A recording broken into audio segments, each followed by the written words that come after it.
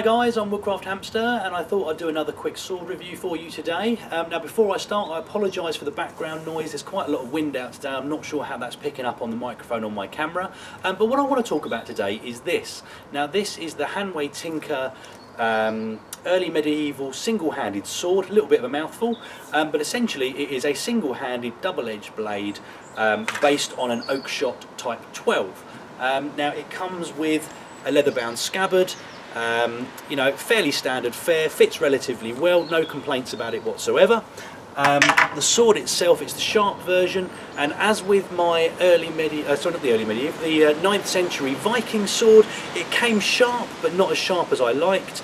It wasn't cutting particularly well, so I spent a bit of time on it. I've completely sharpened one edge and I've left the other edge with the factory finish. So this one here is the sharp edge. There's a marked difference when I sort of test it with my thumb to this one. Still sharp, and it would still do some damage, by absolutely no doubt about that. But for test cutting with sort of bottles as my cutting medium, it's not brilliant. Now I'll throw some specs up on the screen just so you can see a little bit more about the detail of this sword. But to be honest, a bit like the Viking, I really like this one. It's a very quick sword. You can keep the point where you want it to go. It's quite light, which means I can practice with it to my heart's content without getting too much of a tired arm. You can sit in something like this, which is a high guard, relatively easily. And when you cut with it, I'm not going to. In fact, let me move backwards a little bit, so I can sit in my high guard. I can come forward with a cut, and I'm back at a sort of a ready stance. Very easily. Alternatively, I can come down and back again, really well. And I really like this sword. There's something about the look, that very classical sort of medieval look. You've got quite a nice guard on here. You've got a rounded pommel. It's a hex nut assembly rather than a peened finish. I know that puts some people off, but to be honest, for the price as a sort of fairly budget end sharp sword, I think it puts together really well. And if this ever did become loose, and I've been using this for a couple of months now and it hasn't, but if it does come loose, you can just tighten up that hex nut without worrying about trying to repeen it and taking it apart. And it also means I can disassemble the entire thing if I want to. There's no reason for me to do it at the moment, but there are a lot of people on sort of some of the sword forums that I belong to who like to sort of put new handles on, change the pommel, change the guard, things like that. And having the hex nut, that just makes that process a little bit easier. But what I'm going to do, guys, I'm going to go and grab my GoPro, because that's got a slightly better sort of slow-mo mode on it. I'm going to set up a couple of bottles for some test cuts, and I think I'll do exactly the same as I did last time, which was essentially 2 test cuts, one with the factory edge, one with the sharpened edge, and I'll do a normal speed and a slow speed as well.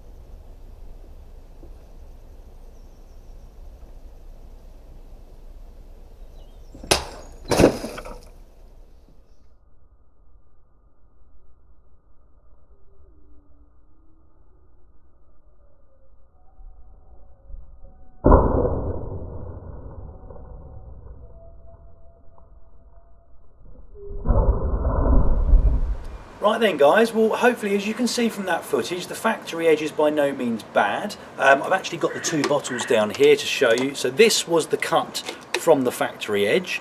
It kind of nearly went all the way through. There's a tiny little flap here, which was probably more my cut than it was the blade itself, but hopefully you can see that it's a fairly jagged cut. Now, in comparison to the edge that I had sharpened, again, it's not completely clean by any means, but it is a much cleaner cut. It went all the way through. It did have a little wobble there for a second. I was hoping it was going to stay on the stand just to prove my point, but unfortunately it didn't. But again, as I said with my last video with the Viking sword, these swords were not designed to be this sharp. You know, when you're using them on a, you know, a battlefield, in a personal defence situation, whatever, you know, you're not going to be cutting directly into soft targets all the time. People are going to be wearing armour. They may have shields. You know, even sort of, you know, buckles and things on clothing. If you have an extremely sharp edge on a sword, hitting into something solid, you will blunt or chip that edge. You know, so the sharpness at which they arrived to me were perfectly good as, let's call it battle ready, which seems to be something that a lot of the online stores do, probably just to boost sales. But you know, they would certainly be sharp enough to do injury to a person if we were still using swords to fight each other. But again, because that's not what I'm going to be using them for, I want to sharpen them up just a little bit more, like that second cut, so that the test medium that I'm going to be using, which is predominantly water bottles, I may try some rolled up newspaper at some point, and I may even try and get hold of some tatami mats if I can. But overall, you know, it's a really nice sword. I'm really pleased that I bought it, and you know, it's another one to go in my collection that I can use off and on as I do these videos. But I hope it was useful, guys. Comment some questions in the box below. If there's anything you want to know about these swords that hopefully I may be able to answer, by all means ask.